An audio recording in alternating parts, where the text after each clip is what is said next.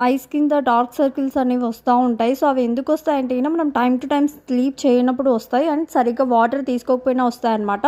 So, నేను నా ఒక ఎక్స్‌పీరియన్స్ మీతో షేర్ చేసుకుంటున్నాను. సో, రిజల్ట్ అయితే నాకుంది కాబట్టి నేను మీ అందరితో షేర్ చేసుకుంటున్నాను. అండ్ డాక్టర్స్ నాకు చెప్పిన సలహాలు కూడా నేను మీతో షేర్ చేసుకోవాలనుకుంటున్నాను. సో, డాక్టర్స్ ఏమని చెప్పారు అంటే నాకు ఈ డార్క్ సర్కిల్స్‌కి మనం మంచి స్లీప్ టైమ్ టు టైమ్ తప్పకుండా నిద్రపోవాలంట. ఫస్ట్ మెయిన్ థింగ్ అది న్యాచురల్‌గానే వెళ్ళిపోవాలి అని చెప్పేశారు.